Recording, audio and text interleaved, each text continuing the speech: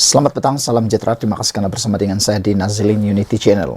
Ini keputusan terkini yang paling menggemparkan dunia politik Malaysia dan tentunya kita sebagai pemerhati politik dan pengikut bebas politik yang ada di Malaysia.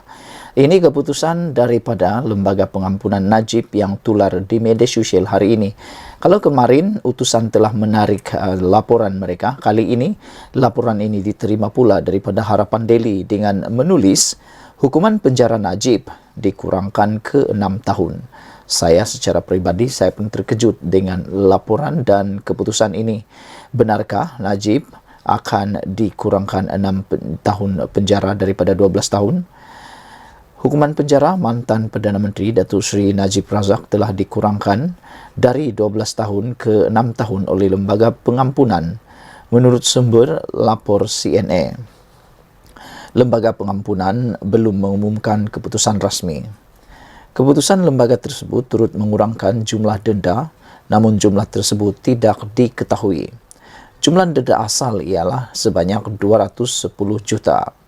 Pengampunan diraja separa ini diberikan kurang 2 tahun selepas Najib dipenjarakan. Beliau juga dijangka dibebaskan dalam bulan Ogos tahun 2028. Tempoh hukuman boleh dikurangkan berdasarkan kelakuan baik seawal Ogos tahun 2026. Berpandukan kepada laporan ini, iaitu tempoh hukuman boleh dikurangkan berdasarkan kelakuan baik seawal Ogos 2026. Persoalan daripada netizen ialah, adakah Najib boleh bertanding dalam pilihan raya kalau benar Najib boleh dibebaskan, boleh dilepaskan seawal Ogos tahun 2026? Kerana kita tahu Parlimen hanya masih boleh diteruskan sehingga tahun 2027. Jadi, adakah Najib sempat dan layak dicalonkan sebagai calon dalam pilihan raya tersebut? Dan kalau dia dapat dicalonkan, adakah kerjasama antara Pakatan Harapan dan Barisan Nasional masih dapat diteruskan? Dalam perkembangan berkaitan, Malaysia kini melaporkan bahawa pengumuman oleh Lembaga Pengampunan besar kemungkinan tidak akan dibuat pada hari ini. Ini adalah untuk menghormati Majlis Angkat Sumpah Sultan Ibrahim sebagai Yang di-Pertuan Agong ke-17. Saudara-saudara sekalian, apabila kita dapat laporan ini, kebenarannya ataupun secara rasmi belum diumumkan, tetapi menurut sumber lapor CNA, hukuman penjara Najib dikurangkan daripada 12 tahun kepada 6 tahun sahaja. Walau bagaimanapun, Lembaga Pengampunan belum pun mengumumkan keputusan secara rasmi kerana bagi memberikan penghormatan terhadap Majlis Angkat Sumpah Sultan Ibrahim sebagai Yang di-Pertuan Agong yang ke-17. Saudara-saudara sekalian, apa yang benar-benar mengejutkan kita ialah benarkah Najib boleh dibebaskan pada bulan Ogos tahun 2028? Dan kalau boleh dia berkelakuan baik sehingga pada awal Ogos 2026, kemungkinan beliau boleh dibebaskan atau boleh dikurangkan hukuman berdasarkan kelakuan baik. Jadi adalah mula netizen sudah meneka, adakah Najib akan berkuasa semula?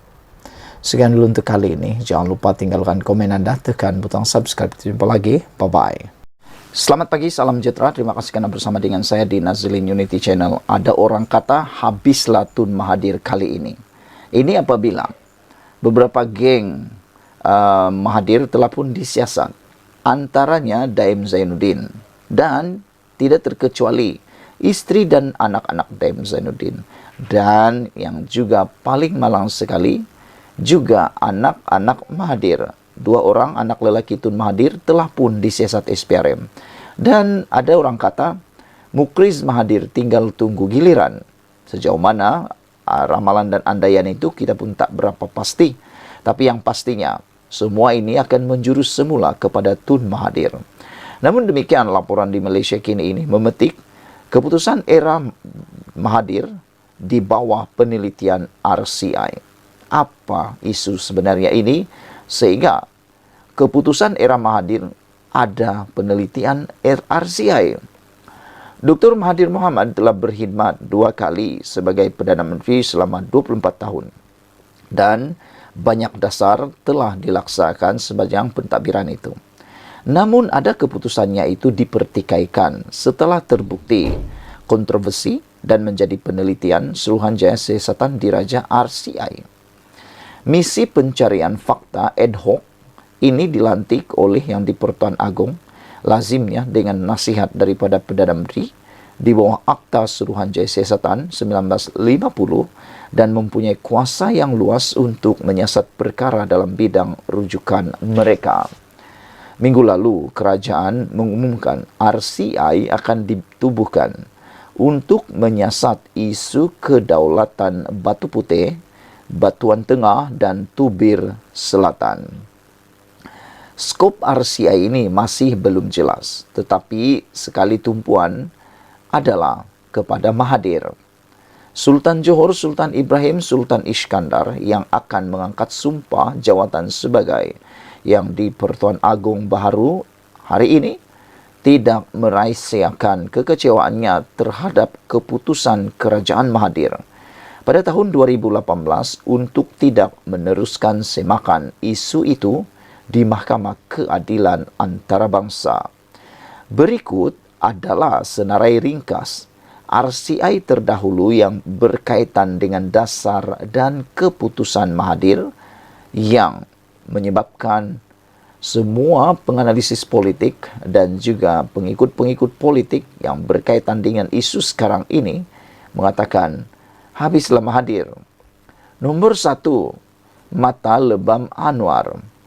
Pada tahun 1998, Anwar Ibrahim yang tidak lagi serasi dengan Mahathir disingkirkan sebagai timbalan Perdana Menteri dan Menteri Kewangan. Dia kemudiannya ditangkap.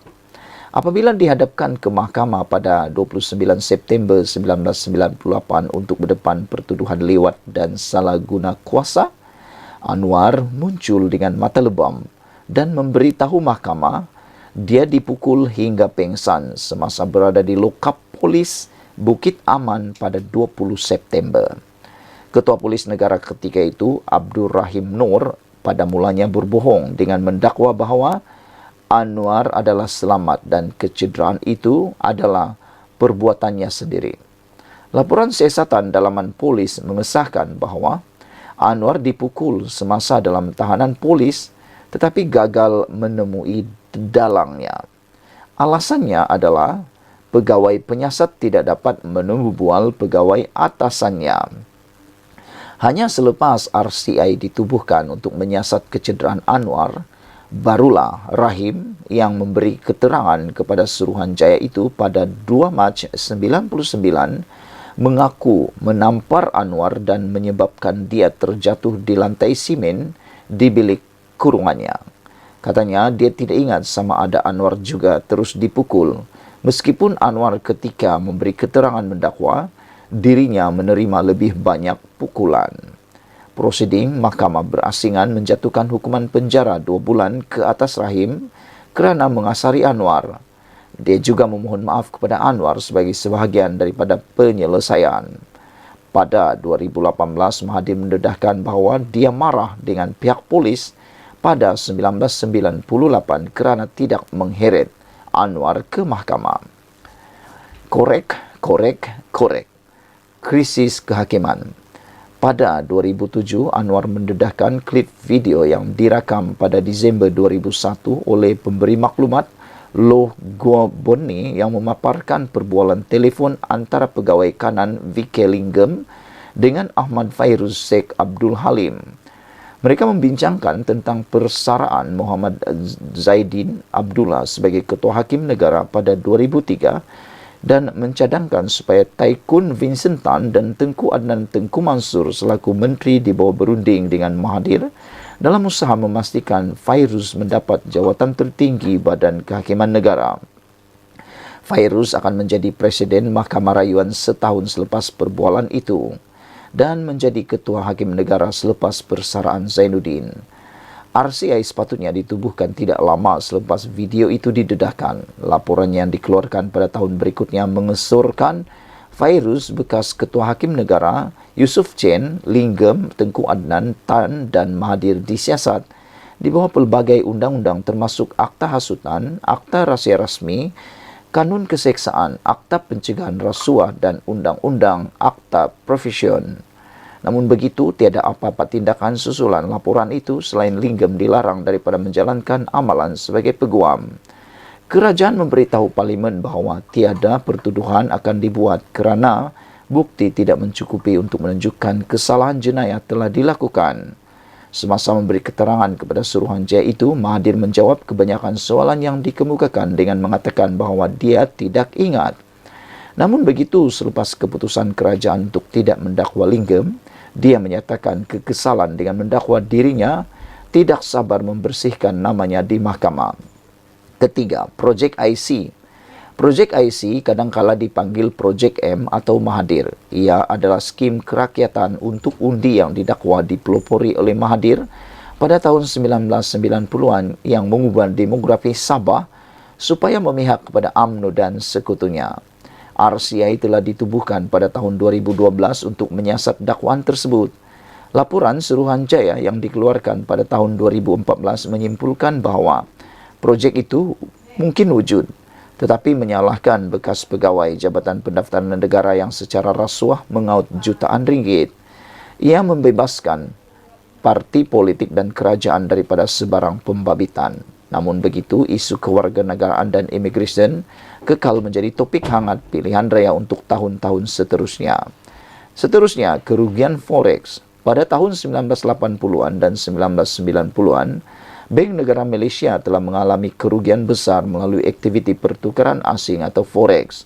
Beberapa dekad kemudian, pada tahun 2017, kerajaan di bawah Perdana Menteri ketika itu Najib Razak mengumumkan RCI untuk menyiasat perkara itu. Ini selepas pasukan petugas mendapati kerugian adalah lebih besar daripada yang disangkakan sebelum ini dan mempunyai tanda-tanda ia cuba disembunyikan. Di sebalik justifikasi ini, pihak lawan menganggap RCI itu hanya percubaan Najib untuk mengalihkan perhatian daripada skandal 1MDB yang dihadapinya. Sekian dulu untuk kali ini. Jangan lupa tinggalkan komen anda untuk isu kali ini yang menyebabkan ramai netizen kata habislah Mahathir apabila keputusan era Mahathir di bawah penelitian RCI telah disenaraikan hari ini. Adakah Mahathir akan terlepas? Sekian dulu untuk kali ini. Jangan lupa tinggalkan komen anda, tekan butang subscribe. Kita jumpa lagi. Bye-bye.